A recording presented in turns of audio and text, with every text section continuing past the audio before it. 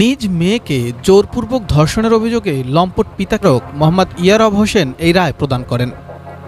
রায় প্রদানের সময় অভিযুক্ত লম্পট আব্দুস সালাম খান আদালতে উপস্থিত ছিলেন। এই রায়ে সন্তোষ প্রকাশ করেছে অভিযুক্তের স্ত্রী ও মনে হচ্ছে যুগের শেষ সময় আমরা এসে পৌঁছেছি, আর হয়তো কিয়ামত খুবই নিকটে। কারণ বর্তমান যে বাংলাদেশের ভিতরে এমন এমন কিছু ঘটনা ঘটতেছে, আপনি এই ভিডিওটি দেখলে আশ্চর্য হয়ে যাবেন। শুরু থেকে হয়তো কিছু কথা আপনারা শুনেছেন, ভিডিওর ছোট্ট একটি ক্লিপ আপনারা শুনেছেন। দর্শক, আজকে সম্পূর্ণ ভিডিওটি দেখবেন। সম্পূর্ণ ভিডিও দেখলে আপনারা বুঝতে পারবেন যে বর্তমান কলিকাল চলতেছে এবং যুগের অনেক পরিবর্তন হচ্ছে। দর্শক, তাই যদি না হতো, বাবা কখনো মেয়ের সাথে, নিজের মেয়ের সাথে, জন্মধারিণী মেয়ের সাথে, যাকে জন্ম দিছে তার সাথে যেন অবৈধ এই ধরনের কোনো কাজ করতে পারত না। কিভাবে মানুষ এটা পারে? যার সাধারণ মস্তিষ্ক আছে, যে মানুষের আত্মা আছে যার মধ্যে, সে কিভাবে এই ধরনের কাজ করতে পারে?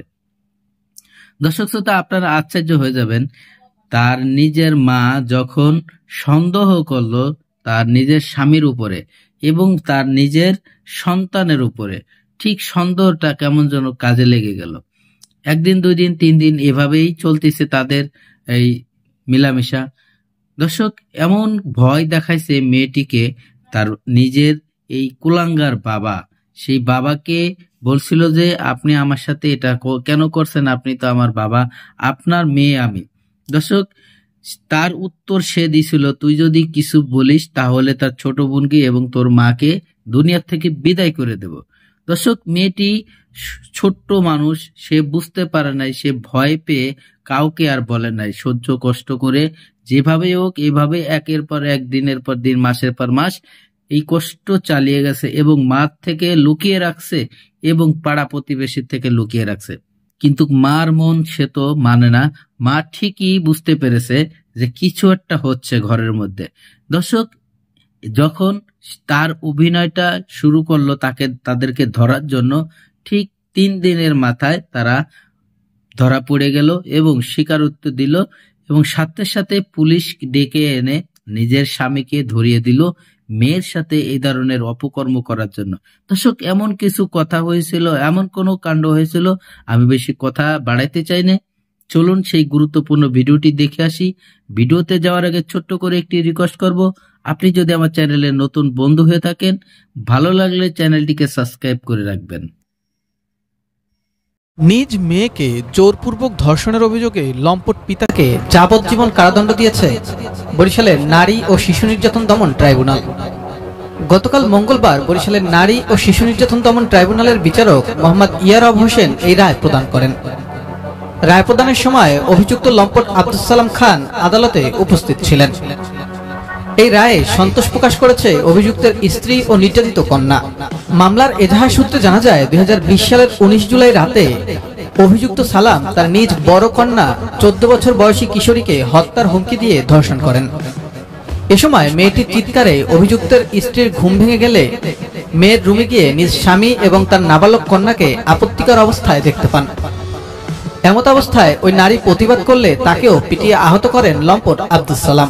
তখন ওদের মারামারি, শেষ মারামারি যখন হয়েছে, তখন আর কি এই ঘটনাটা শুনলাম। শোনার পর আমি এই জায়গায় আসার পর জিজ্ঞেস যে তোকে ঘরে কি নিয়ে পাবে। আমি সন্দেহ করছি যে ওর বাপ মা অনেক সুন্দরী, ওর বাবাও সুন্দর। তার মনে করছে যে ওর মায়ের নিয়ে বা বাবার নিয়ে একটা ঘটনা ঘটছে। তারপর ওর কাছে আমি জিজ্ঞেস করছি তোকে ঘরে কি নিয়ে দৈনিক মায়ের দূর হয়, কি নিয়ে? ও বলছে আমার যে কাকি আমার একটা রশি দেন, আমি রশির লাগে ঝুললে মরিয়া যাই। ঘটনা রাত্রে যে এই ঘটনা ঘটছে, ওই মেয়ের মায়ের যে মারছে, মায়ের দূর করছে অনেক। আমরা এই শুনিয়ে বাইরে যে অনেক মারতে আছে।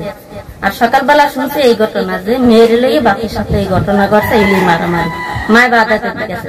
মানে এই ঘটনা হওয়ার পরে ওই মেয়ে বলছে যে কোথাও দূরে গেলে ও আমাকে নিয়ে যাইতে, সাথে করবে, বাসায় রাখতে যেতেন।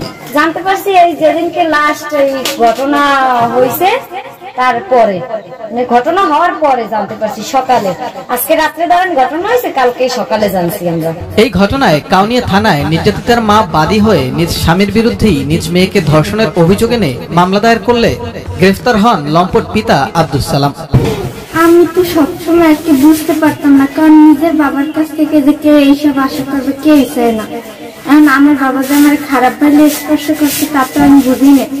বাবা মেয়ের স্পর্শ করতেই পারে, এর জন্য যে উনি আমার খারাপ ভাবে স্পর্শ করছে আমি তো অতটা বুঝতে পারিনি, এর জন্য বললে। তারপর যেটুকু বুঝছি বলতে গেলে আবার হুমকি দিত, যদি বলি তাইলে বলে মাটি ফেলাই আমার আম্মুরে আমার বোনরে।